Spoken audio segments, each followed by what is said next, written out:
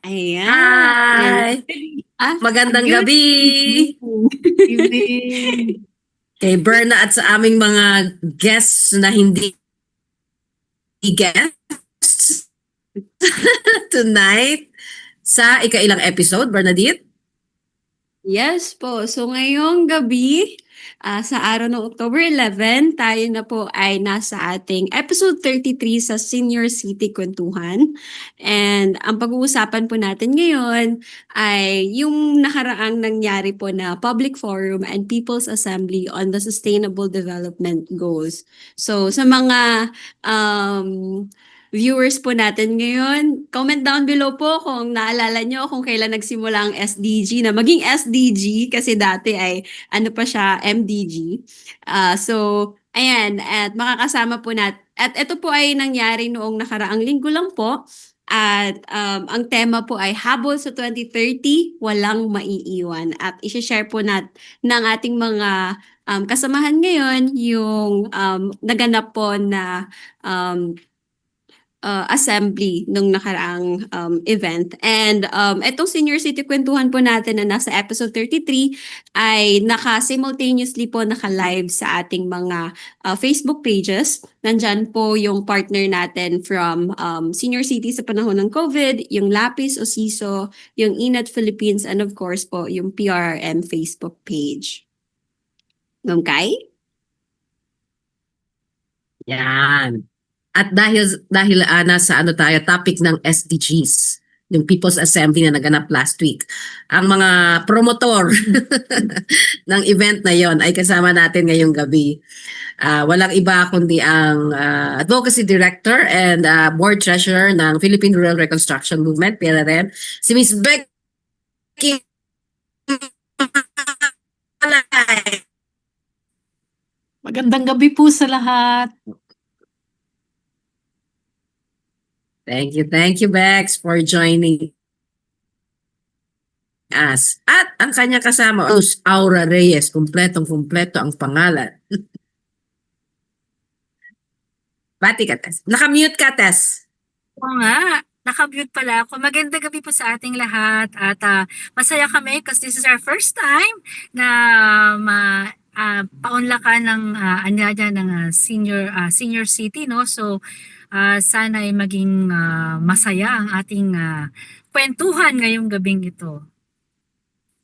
Yan. Thank you, Tessa and Becky. Maganda pa kayo sa gabi. Yan. At enjoy ako dahil apat tayong girls na nandito ngayon. O, di ba? Saya. Yan. Oo nga, saya talaga. So, ang ating topic, ika nga ni Berna kanina, ay yung pagkukwentuhan lang naman natin yung highlights, no? Yung mga takeaways ng mga nag-attend ng ating People's Assembly last week. Share ko muna ang isa pang title nung assembly, no? Tama ba, Tessa and Bex? Oo. 10 taon. Yeah. Nasaan na ang 10 taon ng SDGs? Nasaan na ang katarungang pang-ekonomiya, panlipunan at pang-klima? Isang katanungan ang title ng ating People's Assembly. Bakit naman natin naisip na tanong ito? Kasi ganito. Ano bang nangyari ito sa ating Yan. Oo. Kasi di ba nung Sige, Bex. nung inadapt kasi yung SDGs 10 years ago, ang sabi nila, kailangan leave no one behind, walang maiiwan, no? So, ibig sabihin, yung mga nasa laylayan na sinasabi natin na pinakamahihirap, hindi dapat naiiwan, pero ito ay hindi lamang usapin ng statistics na iaangat mo yung yung kabuhayan nila kasi ayon dun sa ating mga statistics ng poverty sa PSA o yung Philippine Statistics Authority, tumaas na kasi yung antas, meaning nabawasan yung mga bilang ng mga taong mahihirap. Pero hindi naman yun ang usapin, yung ang mas matinding usapin, yung hindi pagkapantay-pantay, no? Kasi sige nga, bumaba nga yung number ng mahihirap. given na yun, kunyari, kasi may ayuda, etc. Talaga bang umangat sila Mm. o talagang Mm. gumanon lang ng konti? Pero pag kinumpara mo dun sa ano, dun sa kayamanan ng mga mayayaman, sobra-sobra yon ano? Talagang malaki yung gap Mm. at mas malaki, palaki ng palaki yung gap o yung pagkakaano 'no, pagkakahiwalay ng income ng pinakamayayaman at saka yung mga mahihirap. So, naisip Pinakamahirap. namin balikan natin yung tema ng SDGs. 10 taon na yung nakakaraan 'no, ang tagal na. 5 years to go na lang yung Mm. SDGs. Mm. So kung Yes. gano'n, parang ano na ba, ang usapin na 'to ng ano, injustice 'no? Kasi hindi hindi na nga pantay-pantay, lalo pang lumulubog yung mga ano, mga nandun sa baba 'no? So, kaya sabi namin, nasaan na yung katarungan? Kasi katarungan talaga 'to 'no? Pang-ekonomiya, na ano naman 'no, nasabi ko na kung ano yung mga kitang-kita 'no? Marami pang ibang aspeto pero yun ang kitang-kita. Kitang-kita yung kita. Na na masyadong malaki yung Hindi natin. pagkakaiba. Oo, oo. Tapos yung panlipunan, of course, social justice 'no, maraming mga issue ngayon sa ating lipunan na talagang nakakarindi na rin talaga 'pag pinapakinggan mo. Pero malinaw na walang social justice kasi hindi talaga naaabot yung ninanais, inaasam ng mga Pilipino, Ayan. ng mga mamamayang Pilipino. Oh, don't get Pero ang me started pinapansin on social. Sabi ko nga, don't get me started on social justice. exactly, exactly. Tapos yung Yeah. pangklima, kailangan naming ilagay Climate. talaga yan kasi laging nililimutan. Pero kung titignan mo din yung SDGs ano, even sa report ng gobyerno, yung SDG 13, goal number 13, is climate 'no. So if you look at the results of the survey based on the indicators and the targets, pinakaano siya, pinaka-regressing, as in kulay pula, bagsak. Oh, Regressing, oh, oo, paatras, oo. 'no? Right. Mm. So, yun lang yung ano, yun lang yung malinaw na malinaw. In fact, sa buong Asia, matindi yung ano, matindi yung climate, issue kasi regressing din halos siya sa lahat ng bansa, sa Asia 'no. Pero sa Pilipinas, damang-dama naman natin talaga 'yan ngayong panahon ng tag-ulan, panahon ng bagyo, sinama mo pa ng lindol. Parang Grabe. Oo. parang Eh, minamalas ba tayo o minamalas ba tayo?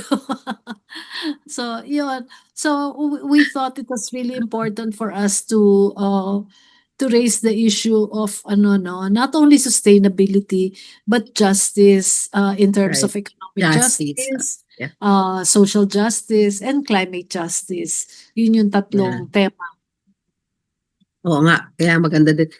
Kahit naman talaga yung SDGs, ayan ang ultimate or long-term goal, strategic goal is itong justice na to on economic justice, social justice, and climate justice. Kaya Yeah. yan yung ano, yan yung laman ng Oo. parang pinag-usapan ng ating People's Assembly. Mm. So yan. October 2. Yan. Sa PRRM building dito sa Quezon City. At ang mga invited at ang mga participating organizations come from civil society, from communities, from the youth and other sectors. At GCAP Philippines ang partner ng PRRM or co-organizer ng PRRM sa People's Assembly na ito. Global Call to Action Against Poverty. Yan, sa 10th year ng SDG, sabi nga kanina ni Becky. Ang sumunod na tapos ito pala nasa taas na picture yung title ano. Health, Education and Social Protection for All.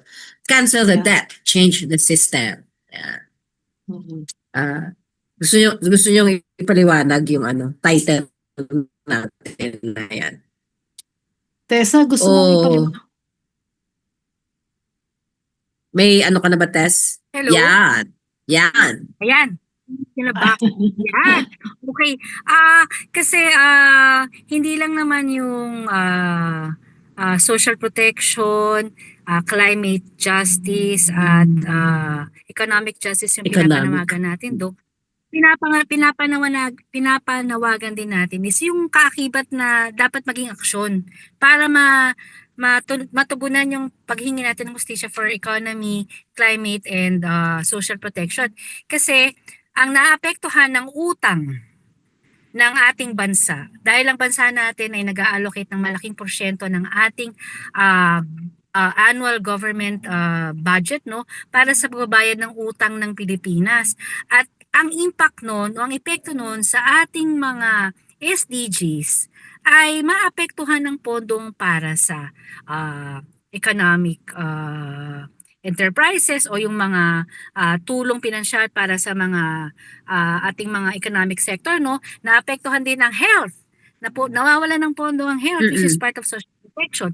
Nawawalan ng pondo ang edukasyon, no, nababawasan, which is also part of social protection. So dikit-dikit yung impact ng utang ng Pilipinas o pagbabayad ng utang ng Pilipinas dahil na-deprioritize yung dati ay priority o sinasabi nating priority programs ng gobyerno na ibinabandera nilang priority programs sila, pero pagdating sa budget hindi alam ng mga nakararaming Pilipino na pagdating sa budget usong-usong nila ng usapin ng insertions, etc.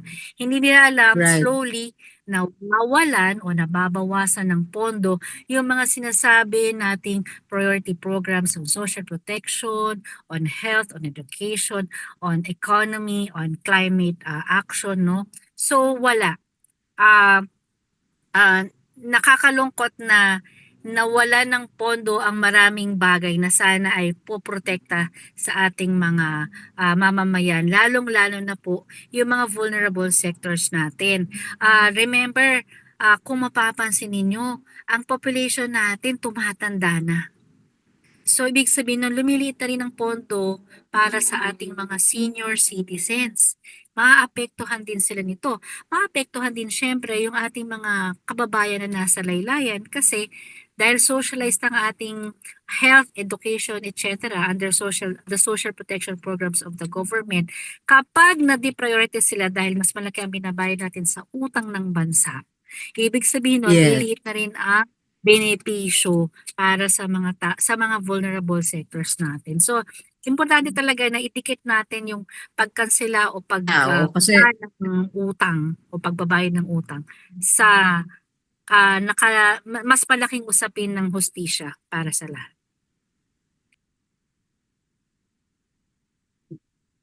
yan. O nga, ugnay, ano. Nagsimula tayo sa MDGs, SDGs, tapos sa income gaps, social justice, etc. Tapos health education, social protection, at utang ng bansa. Pati ang mga budget, na national budget na mainit na usapin sa ngayon. Birds, Yes po, question yan lang ang, din po. Ay, sorry. Yes po, may question lang po para lang din po sa mga nanonood sa atin ngayon to give them context sa nangyaring People's Assembly nung nakaraang October 2. Sino-sino po yung mga naging participants po or nakibahagi po dito sa ating People's Assembly din na to? Kasama natin ang mga yan. sektor sa kababaihan, meron tayong mga persons with disabilities, meron tayong mga mothers, meron tayong youth representatives as well, at saka yung mga partners natin ng mga civil society organizations at iba pang NGOs at People's Orgs o PO. So nandun po sila lahat. Meron din tayong mga experts na nandoon, yung mga sumulat po ng ating People's Scorecard at voluntary report po. Yung mga writers po natin na tumingin ng mas detalyado at malaliman sa mga SDGs. Kasama din po natin sila nung time na yon. At fortunately po, nakasama rin po natin ang Department of Social Welfare and Development Representative na siyang nag-discuss naman ng ano ba talaga yung mga social protection programs ng gobyerno at nasaan na tayo in terms of budget and implementation, no? So naging maganda yung balitaktakan kasi nasasagot directly ng ating colleague from DSWD, si Ma'am RJ or Ma'am Risa, yung mga tanong mismo ng ating mga sektor directly, hindi na kailangan dumaan sa paligo-ligo, kundi direktahang tinatanong at sinasagot yung mga issues and concerns nila sa baba.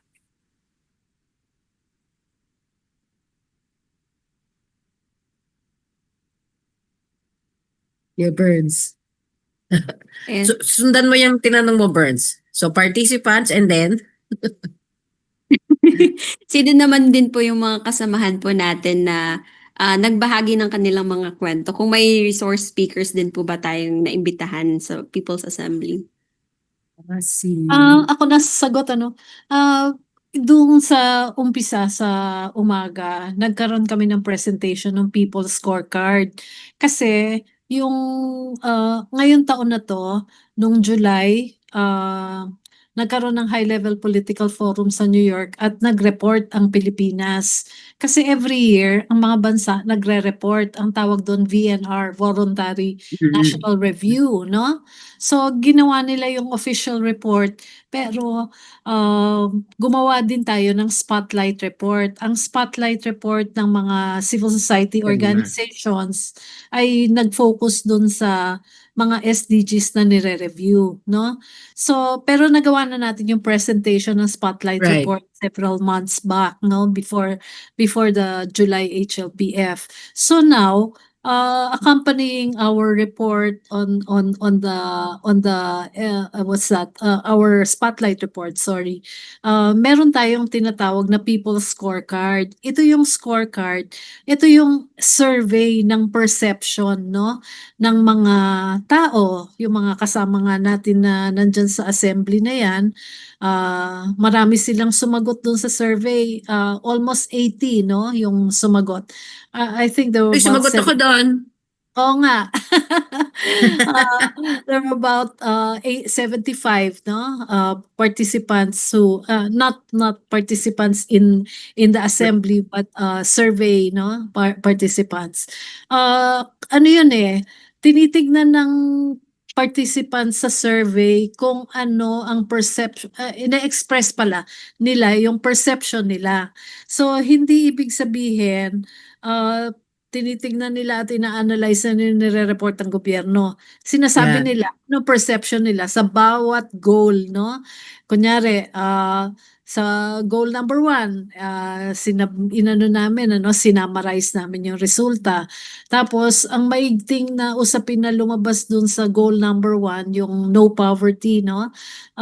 Talagang hindi totoo na yung dami ng mga taong mahihirap ay bumaba kasi sila mismo nararanasan nila. Yeah. At malaki ang impact, for example, ng ng pangangailangan nila sa pagkain na nakalink sa goal number 2.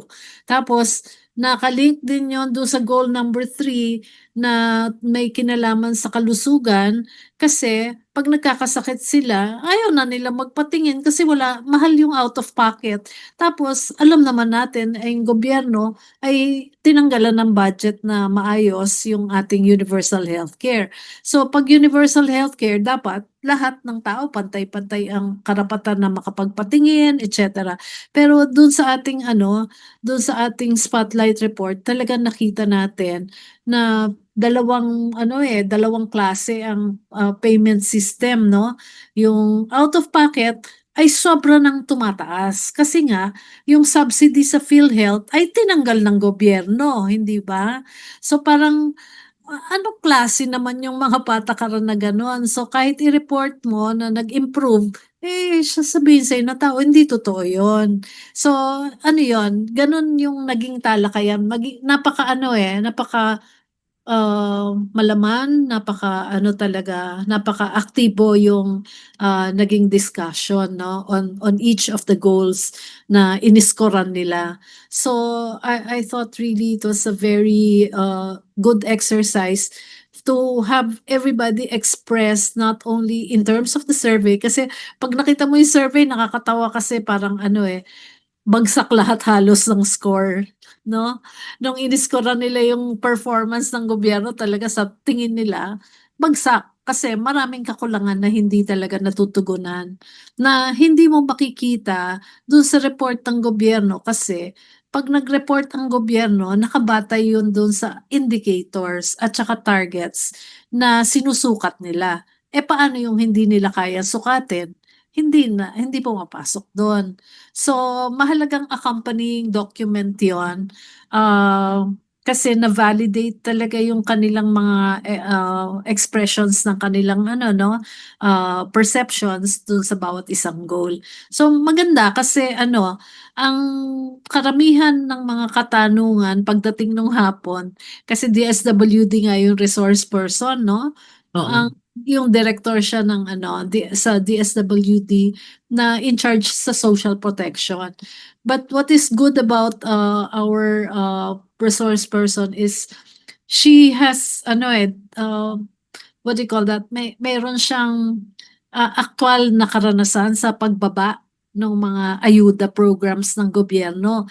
So apart from knowing all the ayudas, iba-ibang klaseng ayuda yan, hindi ba?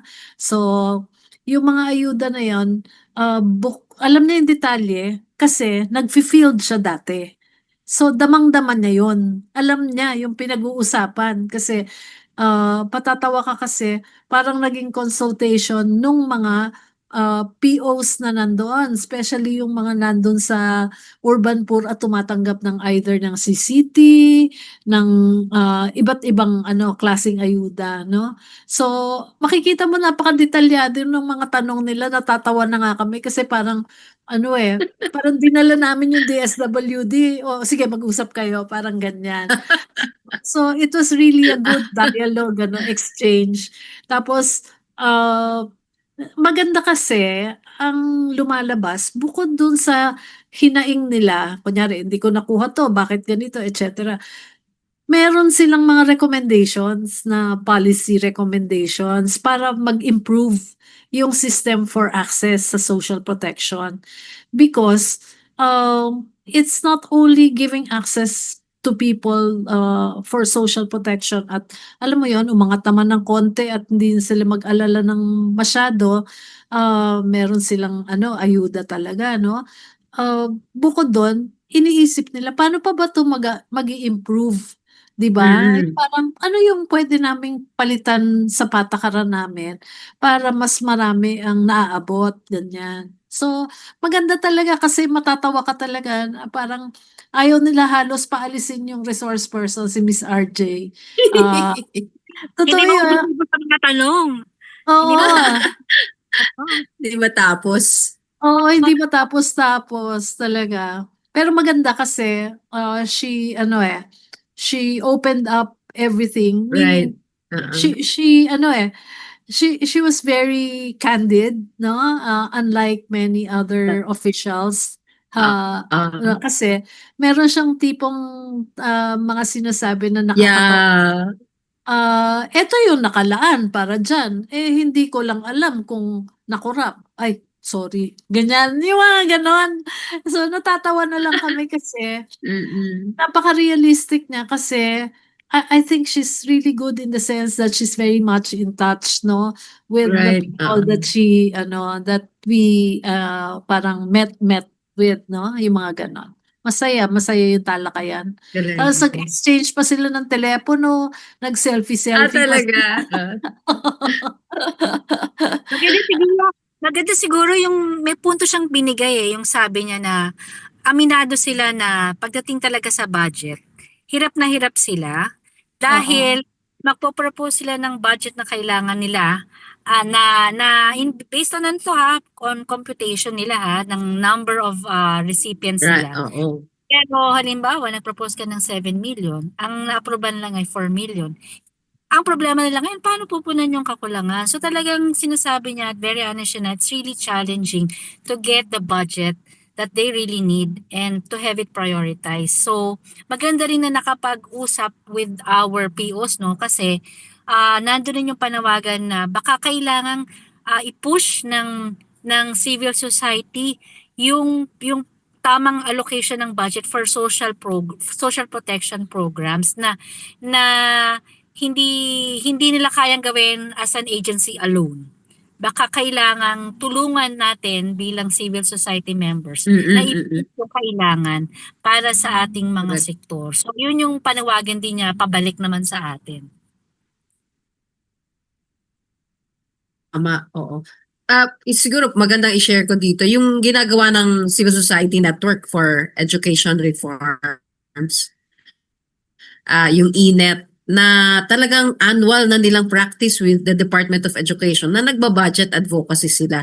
So magpe-present ang DepEd ng budget nila, tapos magpe-present ang ENET ng proposed budget coming from ENET na iba-ibang clusters.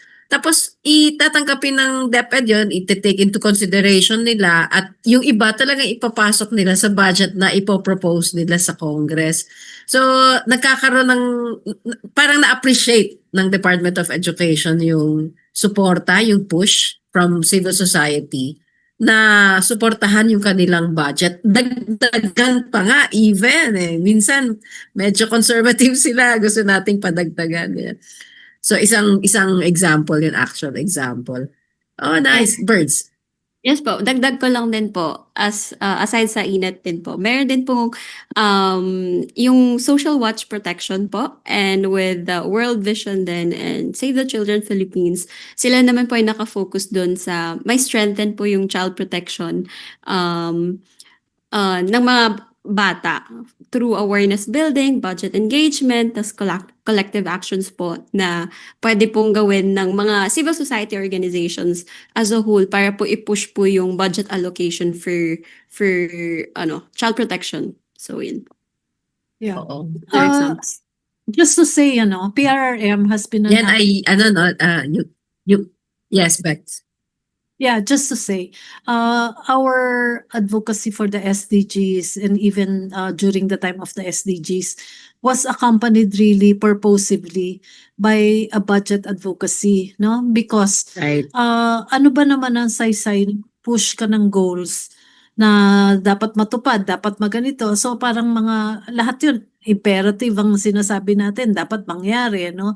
Pero hindi mo naman babudgetan. So even since 2006, we started really to look at how the budgets are being allocated, no? So we started the alternative budget initiative under the Social Watch, because we thought it was really very important for a participatory budget mechanism to come about. So, ito na yung bunga ng ating advocacy. Ang Social Watch kasi, nung po yung ABI, it's beyond the membership of Social Watch, no? So we expanded and then organized them into clusters, no? So may NBI cluster, which PRM was leading before. Yes. Tapos NRM yun actually, Environment and Oo. Natural Resources group, no? Tapos ang agri, bahagi din tayo nun, agri budget, pero later on it was really led by R1. And then the others, for example, education budget, INET yan. So at ibang mga Right. NGOs na Oo. talagang nasa education sector. Tapos may social protection cluster din talaga, no? So Social Watch was leading the social protection cluster along with the DW, yung PWD groups, ganyan, no? Kasi importante yon. Pero, Yes. ang nangyari kasi, sa mahabang history natin ng pag-i-insert, hindi no, ito insert no? No, actually, we're actually looking at how the budgets are being executed. So we work with the executive in their proposals, no? So if they have a proposal, for example, in DNR at the time, na ginagawa namin as early as then, baka naman mas maganda i-climate tag na natin to, no?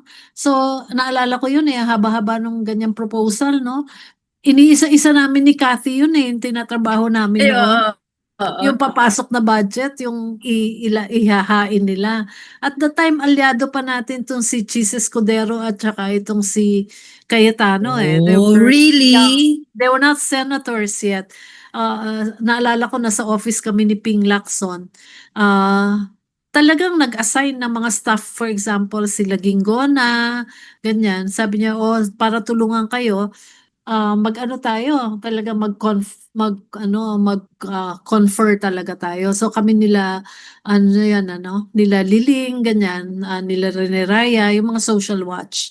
So that was what we were doing talaga for many, many years. So we thought it was really a good example to go through that budget process and then really push for items that need funding. Marami tayong naipanalo, no? Doon sa ano natin na yon na ginawa natin. Ang problema, hindi transparent nga yung budget process, especially when the buy comes happen. So sometimes the monies just disappear or we don't know what happened. And it had become Yeah. very difficult, no? At some point, lalo na nung panahon na nitong si Duterte, hindi na mapasok ng maayos, no? So, Mm-mm. tayo maka-intervene in the Naging way that opaque. we want. Oo. Pasara ng pasara yung civic space sa atin. So, ngayon lumalabas yung mga impacts ng mga proyekto na hindi natin napansin, di ba? Lumampas sa ating scrutiny. Kasi hindi din natin natignan yung expenditures kasi importante tignan din natin how was the budget used, no? We did not get funding for that. It's quite difficult to really do that, no? But nevertheless, kita naman natin yung impacts at nakikita natin sa mga feedback ng ating mga partners on the ground. So, medyo parang in many ways nauna talaga tayo sa pagtingin ng budget at paghain ng alternative at hanggang ngayon dinadala pa rin natin yon para sa mga sektor na pinaglalaban natin at talagang nakadikit dun sa pag-attain ng SDGs. That's financing for development eh. So, doon natin tinitignan talaga ano yung mga pangyayari. Kaya importante yung political context at talagang hinihinga natin ng transparency ang bawat step, no, ng proseso ng paggogobyerno o yung governance. Yan. Talagang lalawak at lalawak yung mapag-uusapan. Lalo ngayon na, di ba, nasa pang-hearing na yung Oo, oo. Every Ayan year yan eh, routine na naman, natin andyan na yan naman eh. ang mga at tina-turn down. Right, oo. Tapos ito tina-turn down ang ano yun? Ano yung call ng akbayan na sa budget din? Oo. Berna, you have Yung something to ask? unprogrammed fund. Oo. Oo, na dapat walang Right, program ang program. funds, no? Kasi ganun na nangyari Oo. sa 2025 budget, no? Kaya tayo Exactly, nagkandaloko-loko. oo. Kasi maraming At naloko. funds, oo, marami na nakaprogram na, inanalyze natin ng husto yan eh. Nakaprogram na, inilipat sa unprogram. So, Yan, oo. ang pinakamatinding na apektuhan niyan, yung PhilHealth, yung Universal Right. Healthcare Budget. Kasi nilagay nila dun sa MAIF, yung yung assistance to indigents, no? So, Indigent. imbes na nandun sa budget siya, parang lahat ng ospital, Right. hospital, meron. Lahat Oo. ng POH facilities, meron doon. Ay, inilipat, nilagay sa congressman. So, ikaw, magmamakaawa kang makakuha ng guarantee letter. So, hindi maganda yun. Yes. It's really two-tiered, no? Yung financing Yeah. ating parang yung isa, depende kung bibigyan ka, na dapat nandun Yeah. naman. Kasi may pera naman. No? Parang, Oo. ba't naglolokohan na tayo Tapos, unfortunately, ito, Oo. hindi na naman pumasa Dadagdagan ng kasi proseso. gusto pa nila talaga Oo. kontrolado nila. Oo. Yun yung doon. Yes, yes. Burns, meron ka bang Wala na po akong dadagdag. Kala ko Grabe. nakatulog si Berna eh. Hindi, nakikinig yan, ano? Opo. Naglilista nga ako eh. Wala na akong may Oo. itanong pa so far. Nalungkot ka Pwede ba na po natin bigla? balikan yung Kasi ang daming nag-no for zero budget through the unprogrammed funds Yeah, na kailangan push from the civil society organization and people din po mm, talaga para tama. po maano siya. Yun po. And pwede po tayong bumalik sa PowerPoint. Baka po meron pa pong tayong ma-share na kwento. Ah,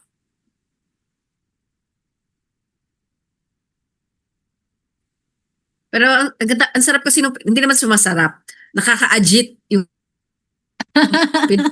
pinag-uusapan kaya Nakakagigil ba? Nakakagigil ba? okay, oo, 'di ba? Yan ang dessert namin every lunch. Grabe. Napakapait naman ng dessert nyo. Ah, okay na? Oo. Kita na? Oh, hindi Yes po. matamis. Ay, ito na, actually may mga yan, yung mga binanggit ni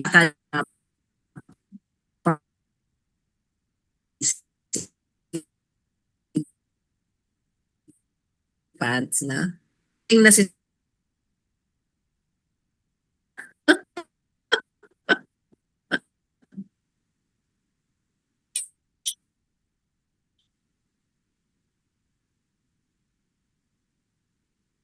Sige, dagdag ko na lang No. habang hindi pa natin re-repaso yung mga yung mga slides. Ngayon taon na 'to, merong World Summit on Social Development, no? Mangyayari ito sa November sa Doha, no, sa Qatar. Ang WSSD, pangalawang pagkakataon pa lang magkakaroon ng summit. 30 years ago pa 'to nangyari, 1995 sa Copenhagen. Oo, So, right. itong Oo. usapin sa Doha, siyempre babalikan na naman yung social protection. So, katulad ng ginagawa naming engagement with government, alam naman natin 'di ba na ano no, na ang SDGs obligasyon ng gobyerno 'yan, trabaho nila 'yan, dapat gawin nila.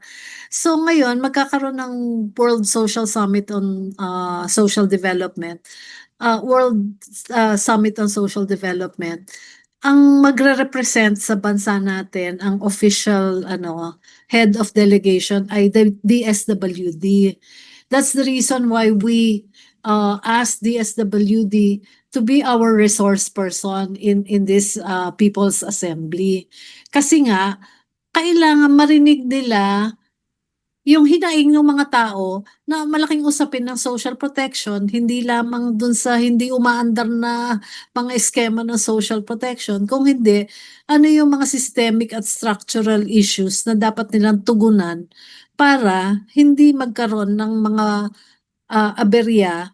Ang hindi lamang yung distribution kasi ng ayuda, it's the whole system of dependency to the government.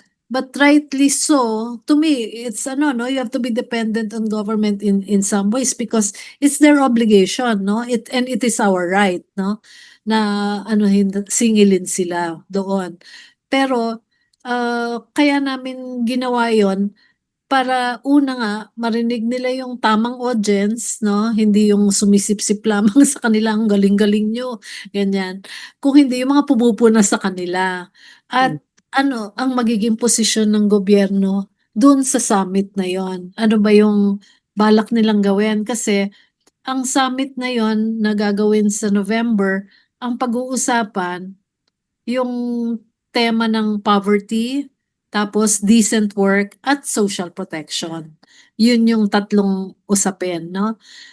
Of course, when you talk about social development, that includes basic education, of course, and health. Yun yung pinakamaigting na dalawang areas ng executive work, no? Health. Na dapat mag-improve sila ng husto.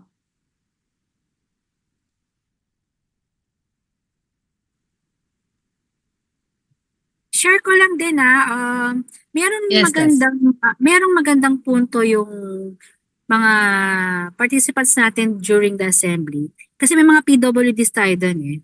So, lumalabas yung pagtaas ng bilang ng mga neurodivergents, at saka yung mga ah, how do you call it? Yung lifestyle related diseases, no?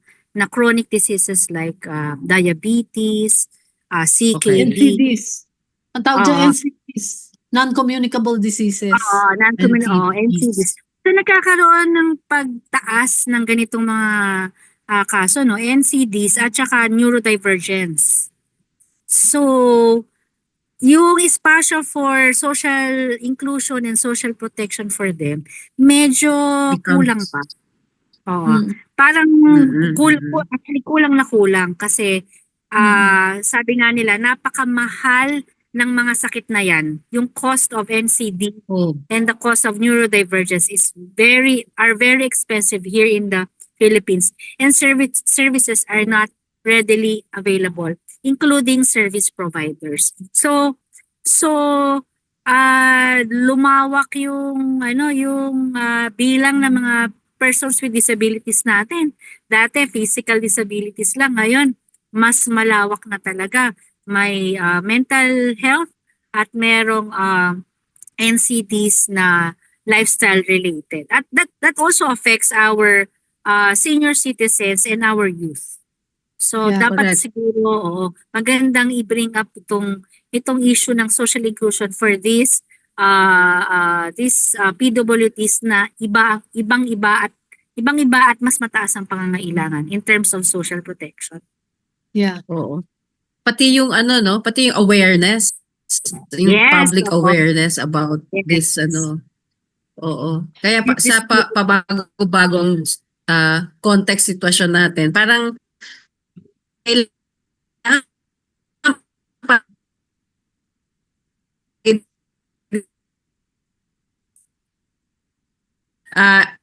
actually Ma'am Kay, medyo putol-putol lang po kayo.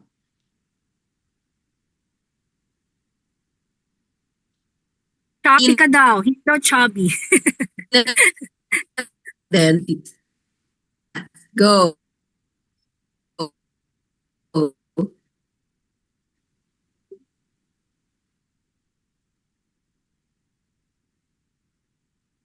Sige,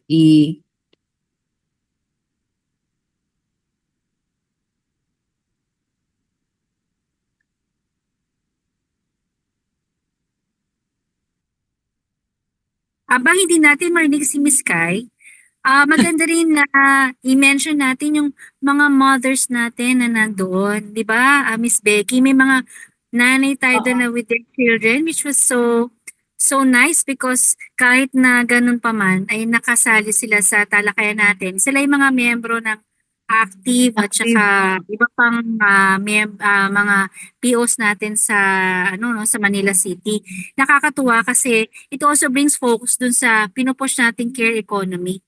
Yung Yeah. cost ng caregiving ng ating mga mothers sa kanilang mga anak as well as their elders, no? Yung mga stay-at-home mothers. At saka yung cost din ng caregiving per se sa mga anak natin, no? At yung kakulangan ng facilities for child minding and caregiving for our elders. So, na-bring up din to during the National Assembly. So, nakakatuwa yung diskusyon during the open forum kasi nabi-bring up yung mga bagay na hindi natin naiisip na ang importante pala noon at napakahalaga pala noon para sa ating mga basic sectors at saka yung lalo-lalo na yung mga nakakaramdam talaga nito, yung mga nasa baba talaga kasi sila yung walang kakayanan magbayad ng daycare, sila yung mga walang kakayang magbayad ng home for the aged, for example.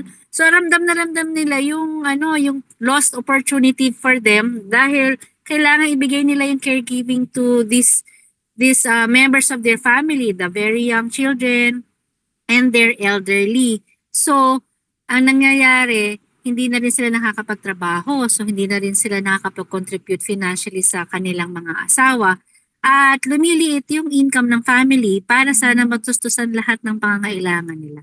So, ang ganda-ganda kasi na bring up nila yon during the discussion dahil ramdam na ramdam nila sa baba yung impact ng kakulangan ng social protection programs at kakulangan ng pondo na nakalaan para sa mga programang ito na sana ay pagtuunan talaga ng budget ng gobyerno at huwag i-deprioritize sa kanilang budgeting. Oo, maganda yun, Tessa, no? Yung recognition kasi ng unpaid care work, no? Kitang-kita dun sa mismong pangyayari dun sa assembly. Sa Pero assembly, yes. Pero tuwan-tuwa din naman ako kasi wala dun sa dalawang batang ang maingay, hindi ba? Tulog na tulog. Parang sarap na sarap sila. They were Makikinig. they were so well behaved, no? Kasi infants talagang baby pa.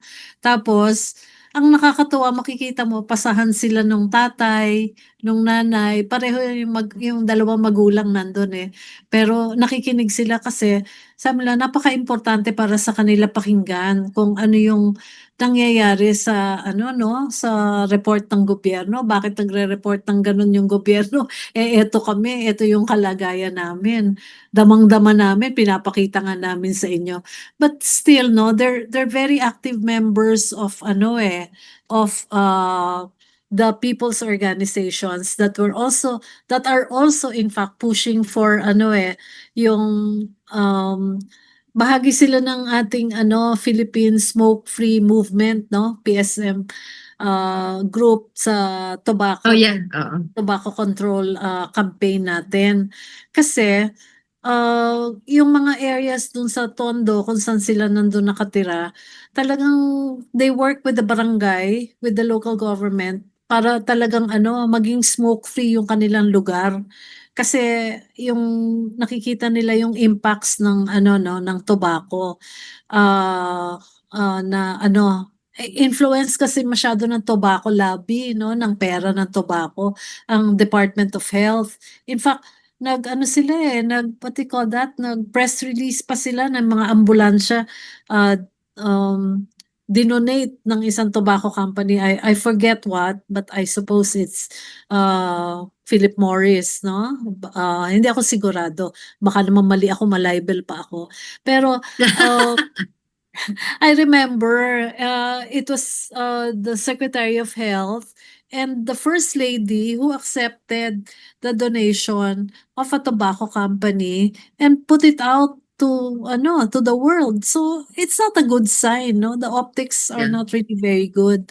So dinefund mo nga yung PhilHealth tapos nagpapondo ka sa ng ambulansya dun sa sa tobacco company. Parang merong mga ganong mga dissonance, no? Yung hindi magandang mga pangyayari. Tapos sa health din, no, bahagi ng report sa atin, yung tayo ang pinakamataas ng reported cases of HIV/AIDS infection sa buong West Pacific Zone, Pacific area. Kasi yun yung kinalalagyan natin sa mapa ng WHO. So, hindi magandang balita yun kasi may stigma kasi, hindi ba? Pagka meron kang Yeah. HIV, hindi basta-basta pupunta ka sa sa doktor at sabi mo, Dok, meron yata akong HIV. Hindi, may stigma talaga. So, it really has to be given attention as well. Yeah.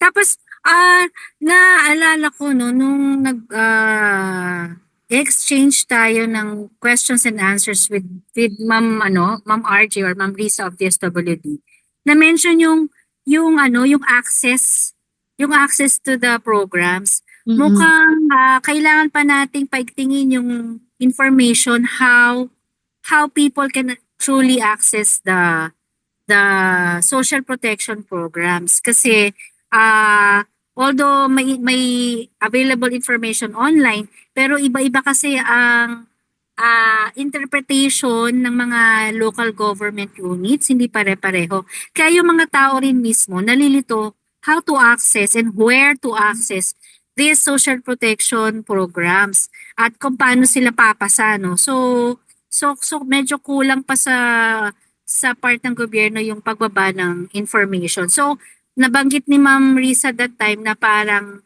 baka tayo bilang CSO members matulungan din nating maibaba yung tamang impormasyon sa ating mga POs kung paano at sino ang qualified, saan nila ma-access ito, at ano yung mga requirements nila para maging qualified sila as beneficiaries of the social protection programs. Tapos lumabas din yung issue ng national housing.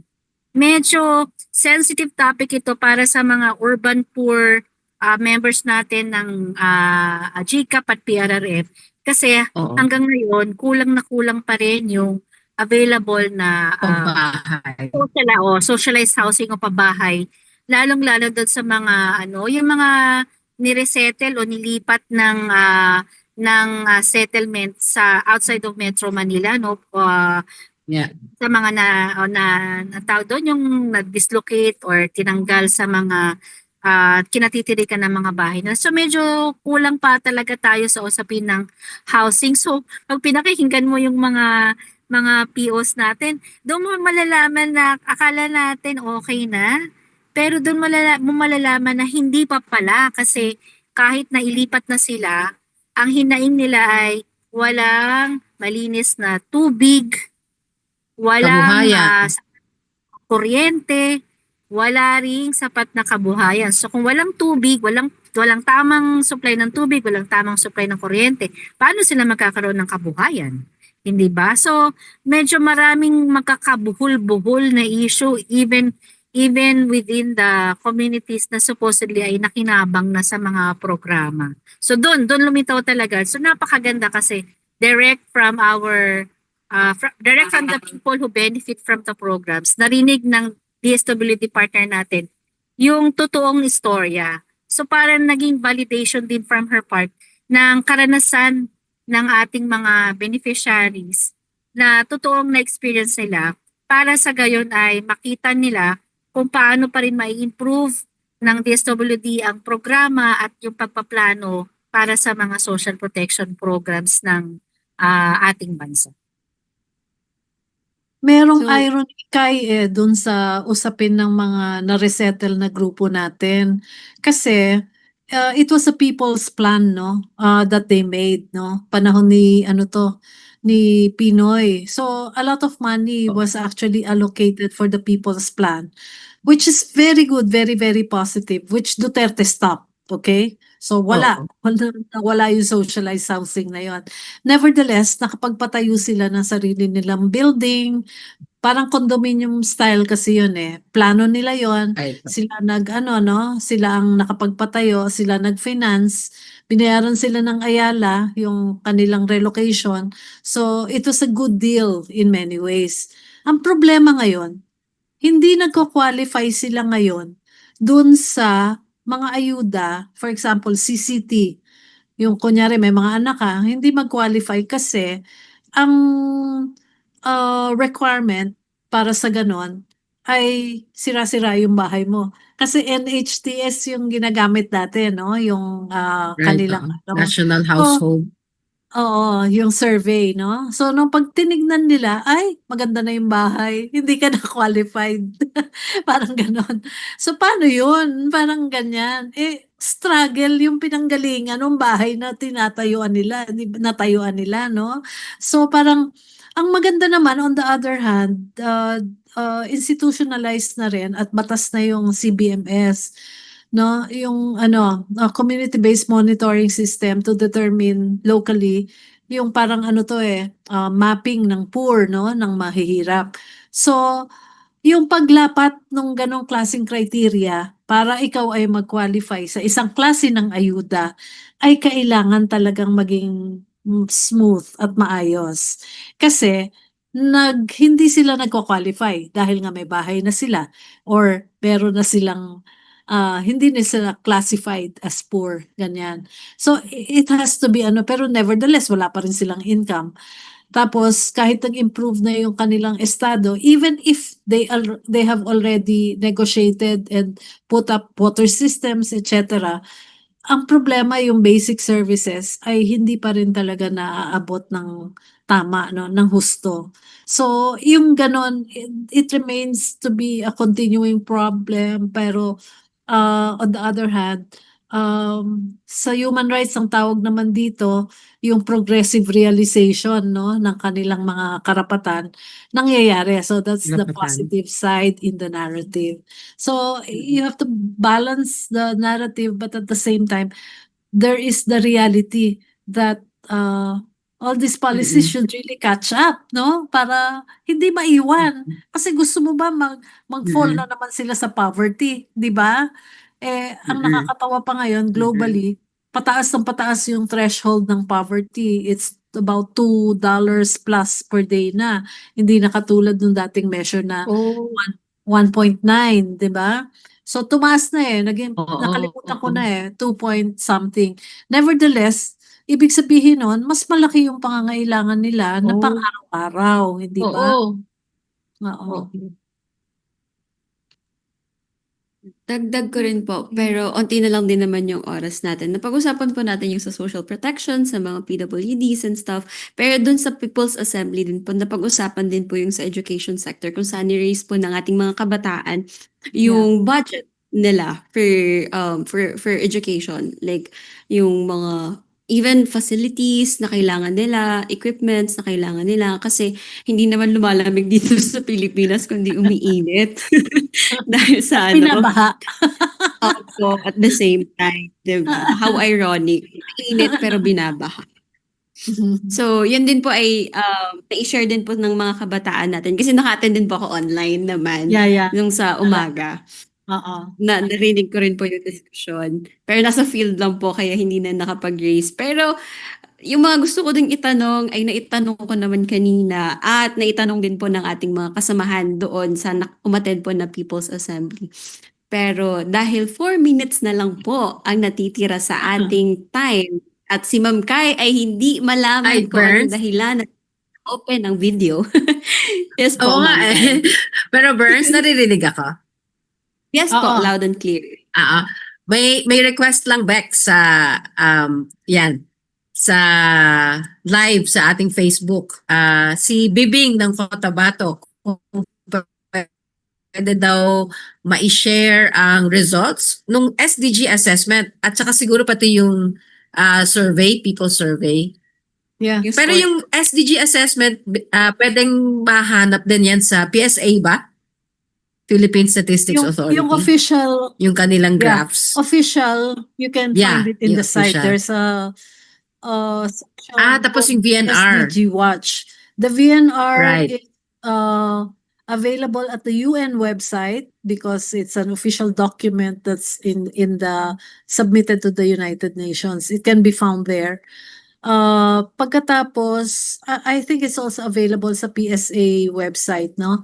Pero yung Okay. report natin, yung spotlight report, it's still under embargo, but we can share the presentations kasi siya.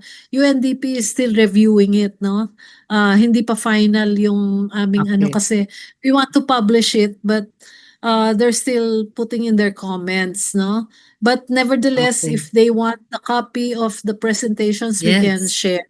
Ah, And yan. then, yung PSC naman, hindi pa rin namin na-finalize yung final text, but we have a presentation that we can also share if they need some reference for the PSC, yung People's Scorecard. Yes. Yung last slide na lang kasi ito yung parang looking ahead. Ang nag-end yung National People's Assembly no October 2 sa ganitong Ano to, Bex? Ginawa ninyo yung mga posters?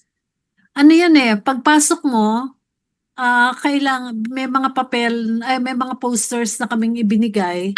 Tapos isulat okay. nyo yung panawagan nyo. So pagpasok mo pa lang, ina-agitate ka na. Yung parang, Bit mo na. ano ba ang panawagan nyo? Bit mo na. Kasi kailangan ihayag mo para sa group picture ng lahat. So, sari-sari yung kanilang mga panawagan dyan. Depende sa sector na kinakatawan nila. Sector. No? So, ganun yung format. Oo. Parang Yes. kung meron kang gustong sabihin sa gobyerno, ano yun? Isulat mo. Parang ganyan. Sulat mo na. Okay. So, hindi natin na nakita si Tessa dito, but we appreciated her sharing, no? At saka ikaw din, Bex. Marami kaming pinasok na naman sa utak ni Berna, Burns. So, we thank you Oo. very much for this, for your maiden appearance in Hindi ko Senior maiden City to. Kwentuhan. Hindi ko maiden to. Ay, hindi mo maiden! Oh, Tessa lang pala. when I turned 60, in-interview agad ako ni Edicio online. Oh, Kasi sabi niya, ikaw, okay. freshly minted na Fresh na minted. senior. Mag-guest ka Na sa show senior. namin. Panahon pa ng COVID yun. Ayun, bumalik si Ma'am Tessa. Correct. Oh, hindi pala. Oh, sige. Nonetheless, we appreciate your Sige, Bernadette. Maiden na kami yung host. Ah, Na oo. iPad. Of course. Ay, oo, tama. Correct. Correct, Berna. Correct. Tama.